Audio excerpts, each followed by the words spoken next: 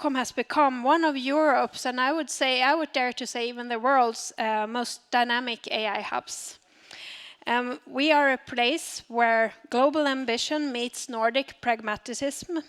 From healthcare and finance to climate tech and creative industries, AI startups here are tackling real-world problems with purpose and collaboration.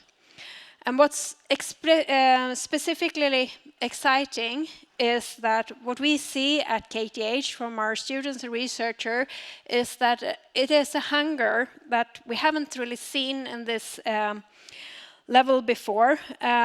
You want not just start companies, you want to build something big, meaningful, and lasting over time. And I think that you have probably heard a lot about those startups that are growing a lot in the Stockholm area at the moment, and many of them are founded by our alumni. And ventures like Lovable, Flower, and many other show how rapidly ideas from our ecosystem can scale, not only in Sweden and Europe, but beyond that. But Stockholm's AI ecosystem also benefits from world-leading research, and I know that many of you are here today. Areas that ensure innovation is not only fast, but also safe, reliable, and aligned with human values. And at Digital Futures, where research and entrepreneurship intersect, this commitment to trustworthy and sustainable technology is shaping how Sweden can approach AI on a more global stage.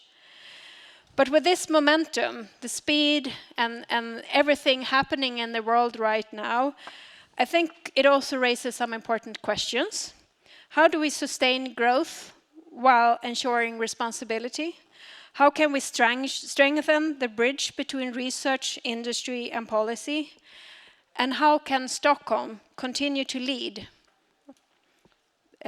We just heard about that we are doing very well, but it's a little bit fragile. So how can we continue to lead, not just in technology, but in trust and impact? And to explore these questions, I'm delighted to be joined by 3 people who are shaping the future of AI in Sweden. So first we have Elin Mårtensson. You are the founder and CEO of AIBOB, also a KTH alumni, I might add. And we have Mohammadpour. You are co-founder and CEO of Finna, also a KTH alumni. And Forssell, head of AI strategy and innovation and digital future. And you didn't go to KTH, but you work at KTH today, so kind of. I've joined lately. Yeah. Thank you all for being here, and let's dive into this with my first question. So, and when you ask, I just briefly tell a little bit more what you do when you give the first answer. So, starting with you, Hamed, from your perspective, what defines Stockholm's AI ecosystem right now, and what makes it distinct from other global tech hubs? Thank you so much. My name is Hamed, as mentioned, CEO and co-founder at Finna, and we are building the smart operating system for running companies, AI-first workspace.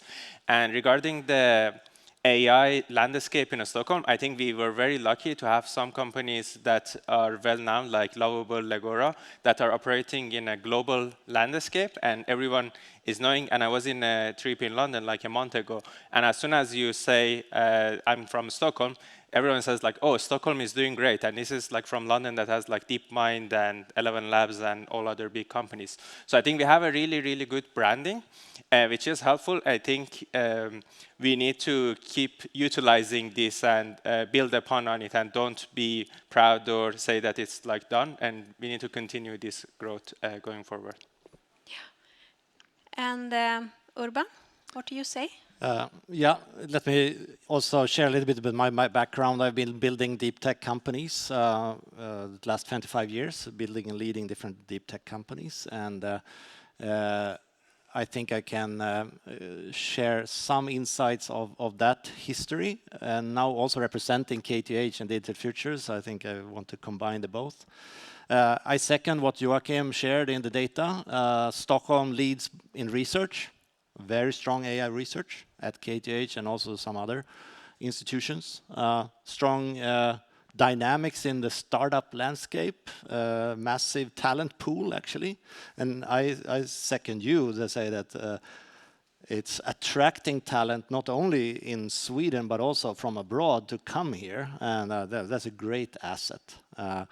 And also, since I work in other startups today, I see that we have more access to capital, Swedish, but also international, which is good.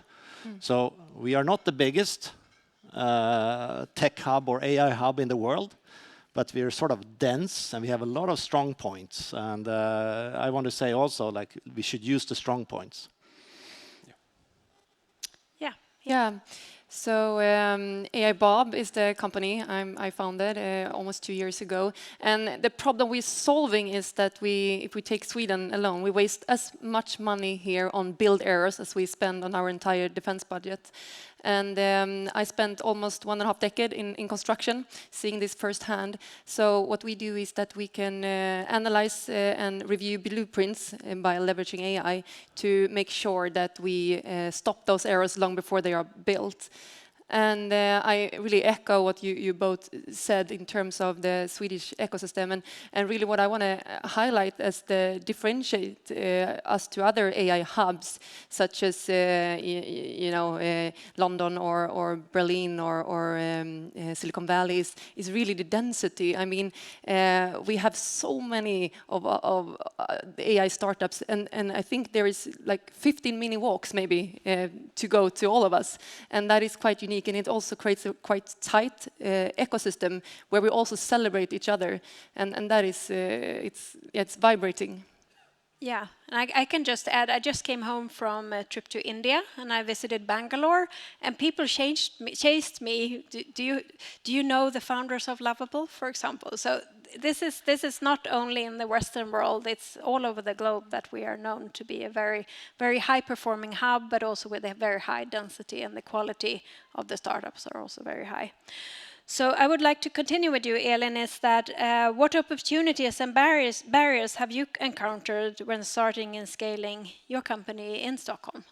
And I think the tight network really helped us a lot in the beginning. I mean, if you don't know someone, you know someone that knows that someone. So it makes it easy to get that intro you want to, and it's easy to start. But on the flip side, also the limitation of this market makes you also quite early need to look at global markets to really be able to scale. And any barriers? Yeah, I would say that. Yeah, I mean, that it is also a bit, and I think another barrier I think also is that we are. I think we have in our like self-image here that we are great, we're brilliant with tech, and we really are. But we are also very risk adverse. So we want to make sure that if not your neighbor, but you want to know at least 5 other people who can confirm that this is a good thing to do before you do it. And this is a barrier scaling here. And Hamed, what's your point? Very similar thoughts, actually. I think on the positive side, the tech talent is really amazing. From having technical universities like KTH, is the talent pool is amazing. On the barrier side of this, like the other side of the same coin, is because there are so many AI startups, the competition is quite high for the really top level talent. So that is actually kind of hard to, some companies are paying quite a lot with equity and everything, and they're much more relevant. So there is that two-sided coin. On the other opportunities or barriers, you can say, we have a Swedish summer, for example, if I want to zoom into that. It's great for building B2C startups because you can focus, your market is likely global. But if you are building for B2B market, combine that with the small size of the business market in Sweden and the lack of business activities, that can be a barrier. So depends on your market, it can be an advantage or it can be a disadvantage. Mainly these two, I would say, that's like really highlighted in my experience. Thirdly, if I add it based on my experience, is thanks to some of the regulations that the EU has, is some of the tools that the startups use is not available in Europe, and you need to go around it. For example of that is when we were creating the video intro for my previous startup with VO2, we had to use like VPNs to get to US, but it saved us enormous amount of money. With $12, we created a video that would have cost us like 25,000 SEK to like introduce our product. So it has a lot of benefit, but we had to go over hoops to get there. Yeah. Yeah. And switching over, you are represented Digital Futures, but also KTH. And when it comes to universities as research and innovation agencies, how would you describe how KTH and Stockholm University and Karolinska and the other universities here, how do they help bridge cutting-edge research to real-world innovations? Yeah, I think it's very important that in Sweden we continue to invest in sort of world-class research, and at KTH we are leading the AI research in Sweden with foundations of AI is very important, but also applied AI, and I think both need to have more funding, and we need to push forward. You know, KTH has outreach to SciLife Lab and also others, and the Stockholm University as well. So the research in the Stockholm trio is really strong in AI and helping, I think, supporting this development that we see. And then through centers like Digital Futures, we are also creating networks, communities, and meeting arenas for the city of Stockholm, region, and the different companies, small and large, to meet with researchers and vice versa. So I think we are stimulating that sort of from the ground up, bottom-up approach with new ideas and really state-of-the-art research. So I think that you mentioned a little bit more on regulations. And this is something that is talked quite a lot about, the EU Innovation Act, for example. And no, the EU AI Act was supposed to be. But like AI innovation moves very fast, as we have heard, and that speed and agility are part of the strength we have here in Stockholm. And to quote, actually, when the CEO of Google visited us a couple of years ago, he talked a lot about that AI is too important not to be regulated, and it's too important not to be regulated well. With frameworks like this EU AI Act taking shape, how do you see regulation influencing innovation here? Can this thoughtful, trustworthy regulation actually become a competitive edge for Swedish AI startups rather than a barrier? Who wants to start? I can start. Yeah. So in one company where I'm active, we work on computer vision solutions. And unfortunately, the European-Swedish mindset is really holding us back. So people are waiting for the interpretations of the EU Act or the machine regulation. They don't want to take the step to be the first. They want to sit back and see how everything develops. Whereas when we pitch this to American B2B customers, if they like the idea, they buy. And so we are having much more traction now in North America and in Asia. And it's a pity because it's a mindset thing. I think if we use the regulations and we understand them and play this well, we can win, really on a global scale. But today, it's still in the European DNA, Swedish DNA, that to be very cautious, risk-avert, and stay so. And also that we have these huge corporates that are very successful with their traditional business models and traditional solutions. So, of course, it's difficult to come out of that and think more innovative thoughts, sort of cross silos. Yeah. What do you think? Do you see this? This is like, for me, the construction industry, there are a lot of regulations and so on. And what's your view on this? No, I think this is a really tough question, to be honest. I mean, we have this technology that we all know going to change everything what life is.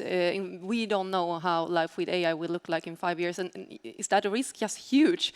And if we could come together as humans sharing this planet and saying what's good, like where we want to go with this, it would be great, but that's not the case, right? So we see China, Russia, US, and many countries with region governments I don't stand behind, and they are like leading this AI race. And is that a bigger risk?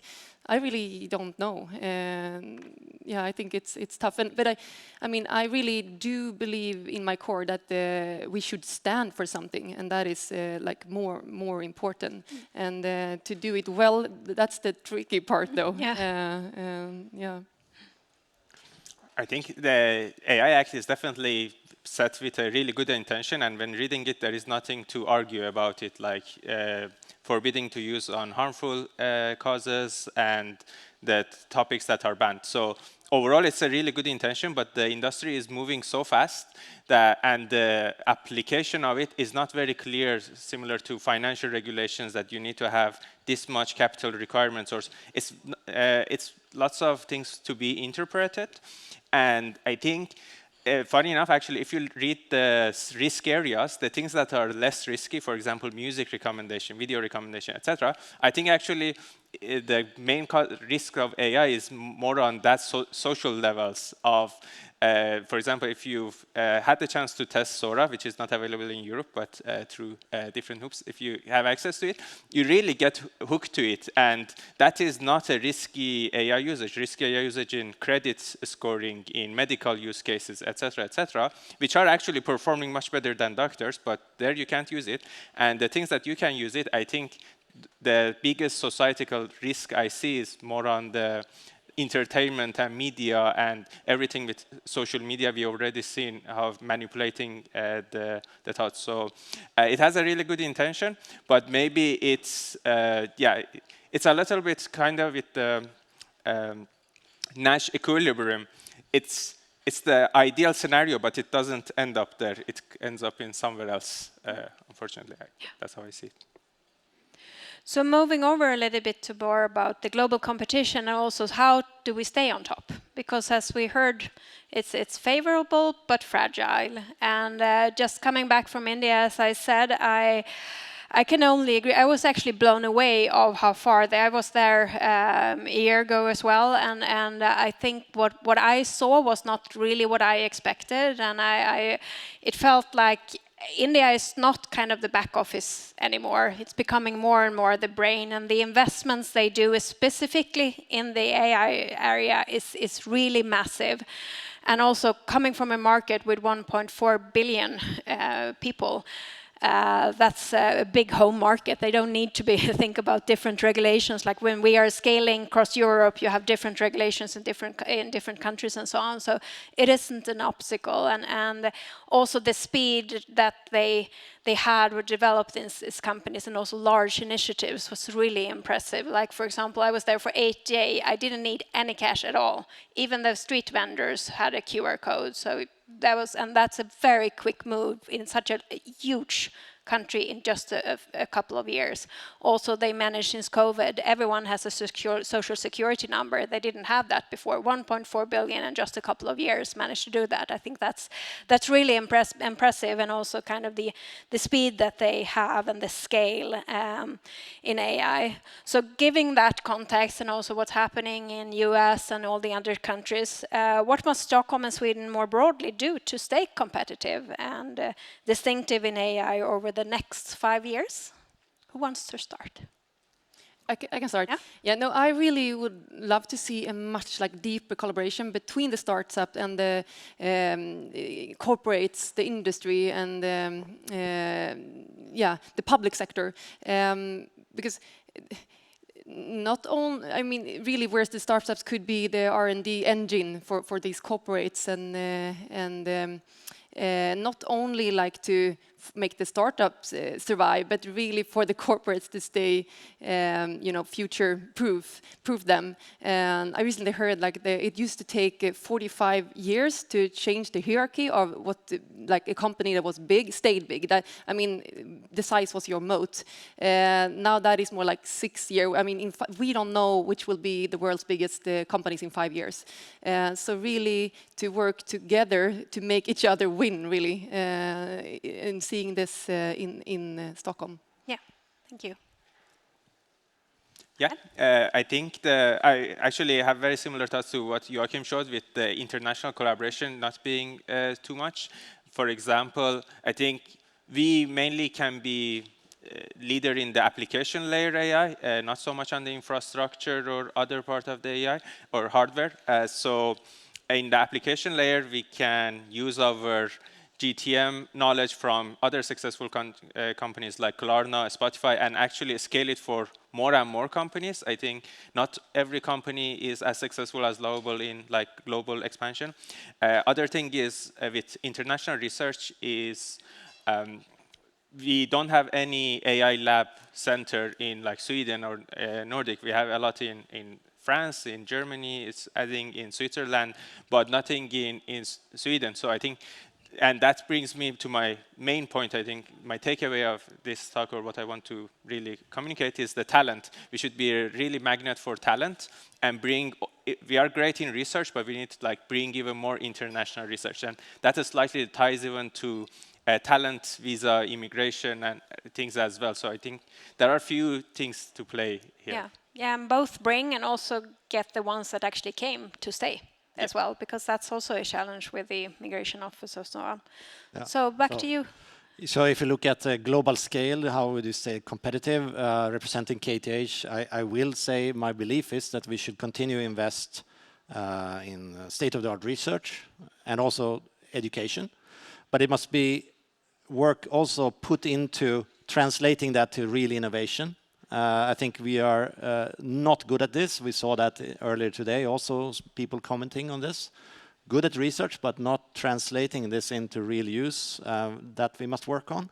And to to brief you a little bit, so I'm happy to say that I see in the EU and in the Nordics and also in Sweden, people are thinking more the way you are looking for, to come together, pool resources and focus. So at KTH, we are working now on preparing to hopefully land the leadership for a national AI center. And I think that's the only way that we can stay on a more global level competitive. We are a small country. You mentioned 1.4 billion. We are 10 million. And so we need to shoot very straight on the areas where we are good. And I think it's coming along. And let's push. All the good actors need to push. Yeah. So we have just a final question here, and this is just short. So what's the single most important thing we have to do then, having all this in mind, if you just choose one thing for Stockholm? Elin? Yeah, I mean, we have a really vibrant AI ecosystem right now in Stockholm. So my message is like now it's time for the corporates to really like shape up a bit, because I think the risk otherwise is that we will see the impact of our innovation go somewhere else where we find adoption. So yeah, keep up. Ahmed? As the presentation, we are doing really good in many areas. I think we should keep pushing those, and mainly focus for me is the talent, as I said, is the key one. We need to be a lead magnet for talent and bring everyone into Sweden and Stockholm. And we have a great country, so there is a lot of things to promote and upsell to people. And I would say that we should be, get me right, we should be more bold. Then I'm addressing corporates, I'm addressing VCs and other financiers, back research, back deep tech, and B2B startups. They struggle. Yeah. And like you were seconding, and my experience, I'm working with a couple of those companies. We have better traction in other markets where they more supportive. So hey, let's make a difference here in Stockholm and Sweden and Europe. And just final comment on that, because otherwise all those AI headquarters will move somewhere else as well, and we don't want that. Let's keep them here. Yeah. So to summarize this, thank you all for a very interesting panel. And just like, yeah, I think you almost stole what I was supposed to say, but I think that, yeah, we need to level up. We can't really trust on what brought us here. I think everyone else in the world is leveling up. I think we need to do this as well, and doing that together across the ecosystem. So it is the corporates, I completely agree with you, the corporates, the researchers, the innovators, the entrepreneurs, the investors, all these need to join forces if you want to stay on top, because I think we have really good times ahead of us, but if we don't do anything, I think we will soon stand here and said, what happened? So thank you so much, and thank you for Digital Future for having us here in this panel. Thank you.